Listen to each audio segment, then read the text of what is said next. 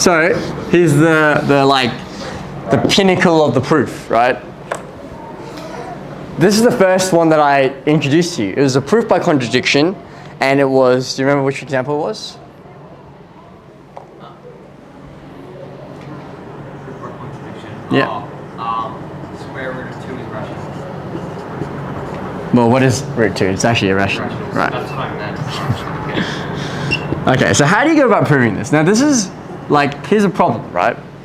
Like, how do you prove that something is irrational? We know the definition of rationality. It's saying that there is some integer r.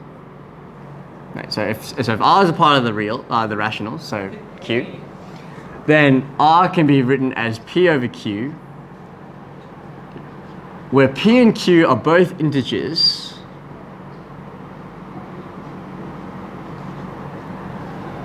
but there's a condition on p and q. Okay, the condition on p and q is that they are what we call co-prime. Yeah, so co-prime means that they're relatively prime with each other, or the highest common factor between them is 1. Yeah, so every rational number can be written this way, as a fraction of two numbers in its most simplified form, essentially. Yeah, so p and q have to be co-prime, the highest common factor is 1. Yeah. Yeah, so like for example, 1.5 is a rational number because it can be written as 3 over 2. Yeah. And 3 and 2 are, yeah, like co-prime. Yeah. And even like, so 4. Yeah. So it's actually really important for the proof by contradiction. So like for example, 4, you can write it as 8 over 4, but you can simplify it to 4 over 1. No, you can't. What am I doing? Yeah, let me write that again. So for example, 2 you can write as 8 over 4 or 2 over 1, yeah. Yep, we're good with that? Cool. Does that make sense?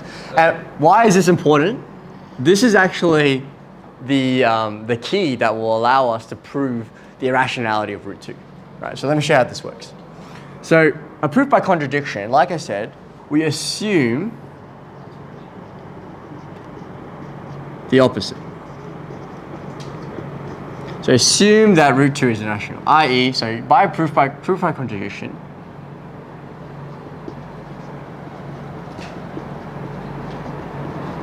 assume root 2 is irrational.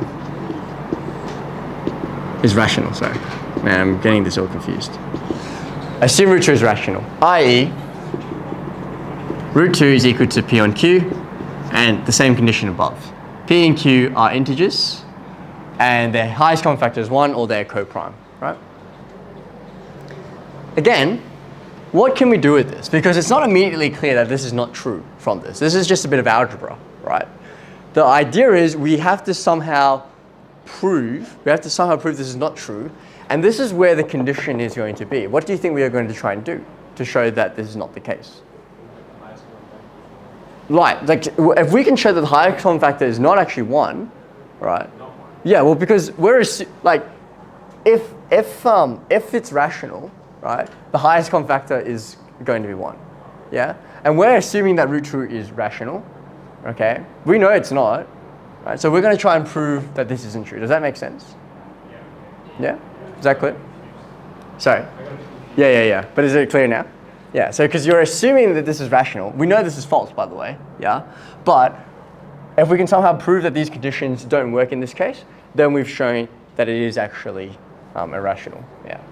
So how are we going to do that? Again, what are the options we have algebraically? Like, what can we do with this? Square. It's not a bad guess, right? Because there's a square root, we could square it, which might make it a bit nicer. And you're exactly right. So we square both sides. So what? P on q all squared. Or you can just write that as p squared on q squared. That's more useful. Okay. Then from there, okay, again, fractions here, so let's multiply both sides by q squared. Yeah. So at this point in time, all I have right now is that 2q squared is equal to p squared. Think about the implication on p squared, what that means. We've seen 2 multiplied by something before, right?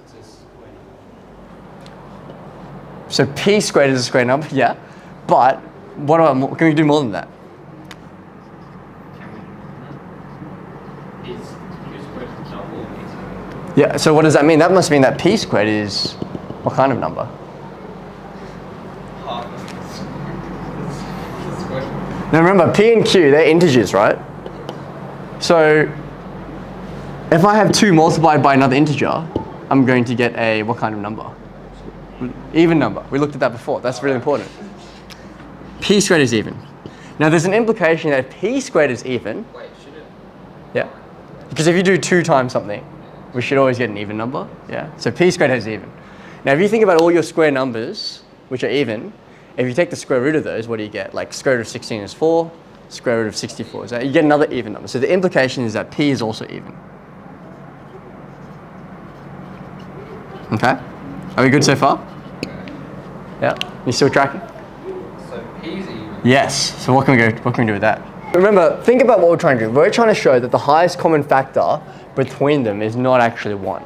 So I'm gonna let's use this. Yeah. Well, I don't know what the numbers are, right? This is like random algebra terms, right? It's P and Q. Let's take this. Let's use this condition. If P is even, I know that. That's a fact. Well, how can I write P? I could write that as, if P is an even number, how have we been writing even numbers previously? 2k, yeah. Equals to 2k. And then you're going to introduce another variable. Yeah, we are going to introduce another variable. Is not. Oh, wait, we ran them both in terms of K. Yeah, which ones? Like here? So these, We're going to write P and Q in terms of K. we could, right? How can you write this in terms of k? Well, you know what P is. P is 2k, right? It's some even number. But then we can put it back into here, right? Oh, yeah. So 2q squared will equal to what?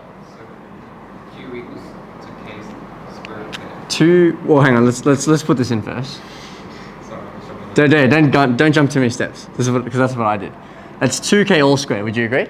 Yeah? Oh, Yeah. So when you expand this out, again, what options do we have? Expansions, right? That's 4k squared.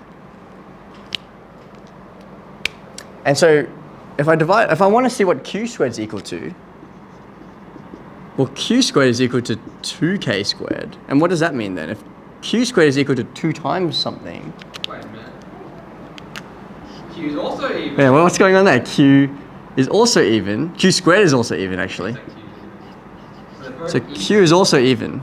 So if they're both even, then that means that they're not in the HCF. That's right. So what we say, yeah. So what we say is that there's a contradiction, but there is a contradiction.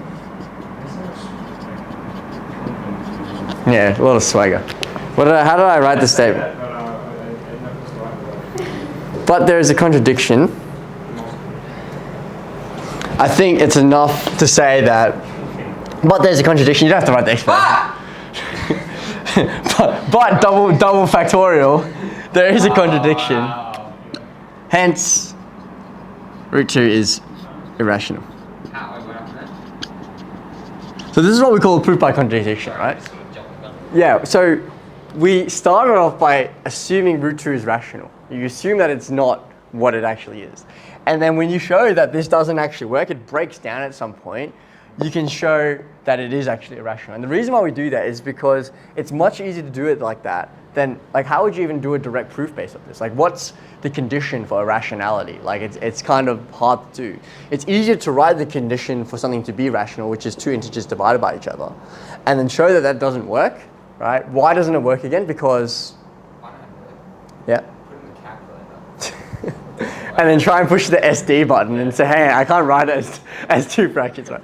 So this is really important. Like, when you're asking for why is this important, because you need some sort of condition for it to not work. You need some sort of condition for it not to work, and that's the HCF is 1, or that they are co-prime, right? So if you can show that. But we just sort of jumped to, but there is a contradiction. Yeah, the contradiction is that, so there's a contradiction, HCF, P and Q are not co-prime. Yeah, we should.